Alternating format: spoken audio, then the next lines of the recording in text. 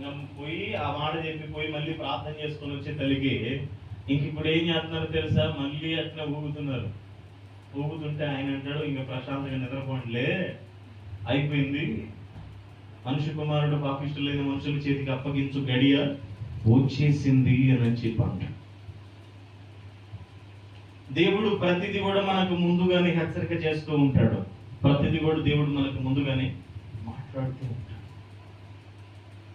నీ పొజిషన్ ఎందుకు, నీ పరిస్థితి ఎందుకు ఇలా ఉంది, నువ్వు దేవుణ్ణి నమ్ముకున్నావు కదా, దేవుణ్ణి వెంబడిస్తున్నావు కదా, దేవునిలోనే నడుస్తున్నావు కదా, ఎందుకని కఠినంగా ఉంది? కొన్నిసార్లు కఠినమైన పరిస్థితులు ఎందుకు వస్తున్నాయి? ఎందుకు కొన్నిసార్లు దాడి జరుగుతుంది, కొన్నిసార్లు ఇబ్బంది వస్తుంది, కొన్నిసార్లు ఆర్థిక ఒత్తిడి వస్తుంది, అనారోగ్య పరిస్థితి వస్తుంది. దేవుడు పక్షపాతం చూపిస్తున్నాడేమో. సైతాన్ గడేసే బాంబులండి ఇవన్నీ మైండ్లో.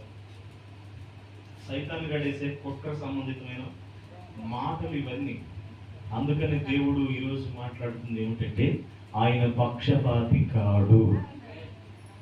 దేవుడు పక్షపాతి కాడు. నిన్నొకలాగా ఇంకొకలాగా ప్రేమించేవాడు కాడు. దేవుడు సమానత్వం చూపించేవాడు. పక్షపాతమే లేని దేవుడు, ప్రేమ కలిగిన దేవుడు. హల్లెలూయా. ధనవన్నోడిని ఒకలాగా, దరిద్రుని ఒకలాగా ఆయన ప్రేమించటం లేదు.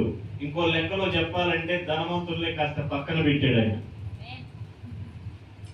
బైబిల్ గ్రంథంలో చూడండి మీరు, అధికారులను శతాధిపతులను పక్కన పెట్టేసి ఒక గుడ్డోడు దోవ పక్కన అడుక్కునే గుడ్డివాడు భిక్షకుడు పిలిస్తే ఆగి ఆ గుడ్డివాని యొక్క కన్నులు తెరచి ఆ గుడ్డివాడిని బాగు చేసి వెళ్ళినట్లుగా ఉంటది లేఖనంలో. ఆయన చుట్టూ శతాధిపతులు అధికారులు అంతమంది వెంబడిస్తున్నా గాని వాళ్ళందరిని పట్టించుకోనట్టు వెళ్ళిపోతున్న ఆయన ఒక దీన దరిద్రుడు, ఒక అంధుడు, ఒక భిక్షకుడు ఆయన గురించి మొరపెట్టినప్పుడు ఆగి అతనికి సహాయం చేసి అతన్ని బాగు చేసి వెళ్ళినట్లుగా లేఖనం సాక్షిస్తుంది. మార్కు సువార్త చూడొకసారి 11వ అధ్యాయము, మార్కు 11వ అధ్యాయము 42వ వచనం నుంచి ఒకసారి చూడు. 46 సార్ 10వ అధ్యాయం. వారు ఎరుకో పట్టణముకు వచ్చి ఆయన తన శిష్యులతో బహు జనసమూహంతో ఎరుకో నుండి బయలుదేరి వస్తుండగా తిమాయి కుమారుడు పశ్చిమాయను గుడ్డి భిక్షకుడు పక్కన కూర్చుండెను. ఈయన నజరేయుడైన యేసు అని వాడు విని, దావీదు కుమారుడా యేసు, నన్ను కరుణింపమని కేకలు వేయి మొదలు పెట్టాడు. ఊరకుండమని అనేకులు వాడిని గద్దించిరి గాని వాడు, దావీదు కుమారుడా నన్ను కరుణించమని మరి ఎక్కువగా కేకలు వేశాడు. అప్పుడు యేసు నిలిచి వాడిని పిలువుడని చెప్పగా వారు గుడ్డి వాడిని పిలిచి, ధైర్యము తెచ్చుకొనుము, ఆయన నిన్ను పిలుచుచున్నాడు, లెమ్మని వారితో చెప్పాడు. హల్లెలూయా. ఇప్పుడు యేసు ప్రభు ఒక్కడే వెళ్తున్నాడా? యేసు ప్రభు వెంట అనేక మంది వెళ్తున్నారా? అనేక మంది వెళ్తున్నారు. ఎరుకో పట్టణానికి వచ్చినప్పుడు యేసు ప్రభు ఒంటరిగా ప్రయాణం చేస్తున్నాడా? ఆయనతో పాటు ఇంకెవరైనా ఉన్నారా? చాలా మంది ఉన్నారు. చాలా మంది సమూహం ఉన్నారు. వారిలో అనేక మంది అధికారం కలిగిన వారు కూడా ఉన్నారు, అధికారులు కూడా ఉన్నారు. ఆయన వెంట వెళుతూ ఉంటే వాళ్ళందరినీ కూడా పట్టించుకున్నట్టుగా వెళ్ళిపోతూనే ఉన్నాడు, కానీ ఎక్కడ ఆగినట్టుగా లేదు, వెళ్ళిపోతూనే ఉన్నాడు. కానీ త్రోవ పక్కన ఒక గుడ్డి భిక్షకుడు మాత్రము యేసు ప్రభువుని గురించి మొరపెట్టాడు, యేసు ప్రభువుని గురించి కేక వేశాడు. దావీదు కుమారుడా యేసు, నన్ను కరుణించమని చెప్పి కేక వేశాడు.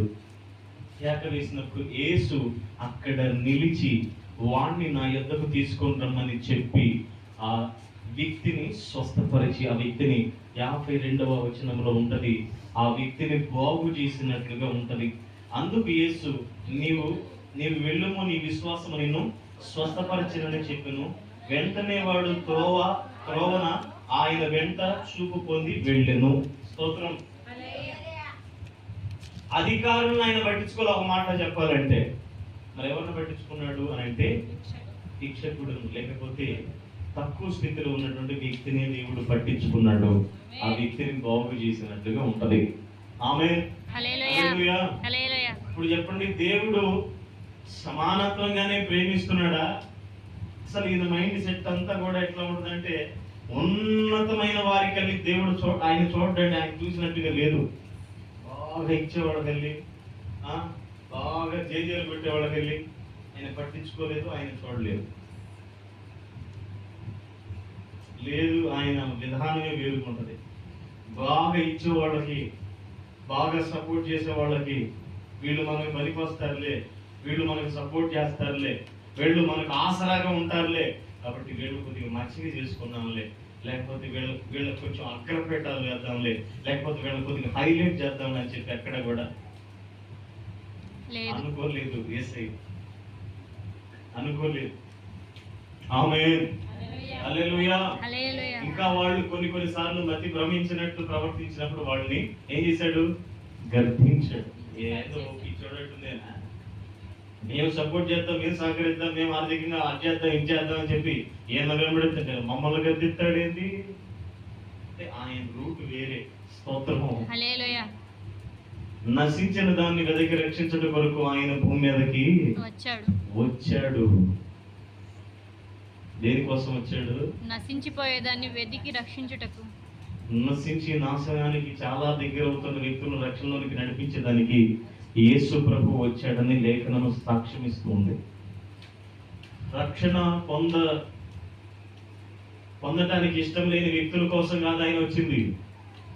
99 మంది మారు మనసు అక్కర్లేని వ్యక్తుల కోసం కాదు వచ్చింది ఆయన. మారు మనసు పొందాలనుకునే ఒక పాపి విషయమే ఆయన భూమి మీదకి వచ్చాడు. హల్లెలూయా. మరి ఈ లోకంలో సూక్తి సామెత ఏముందండి? దుష్ట శిక్షణ శిష్ట, అంతేనా? దుష్టుని శిక్షించు, శిష్టుడు అంటే మంచి వాడిని రక్షించు అన్నాడు. మరి దుష్టుడి పరిస్థితి ఏంది? వాడిని అమాంతంగా నరకంలో నెట్టేటివేనా అమ్మా? దుష్టుని సైతం మార్చవలన, దుష్టుని సైతం మార్పు కోరవలన, వాడిని అమాంతంగా నరకానికి నెట్టవలన.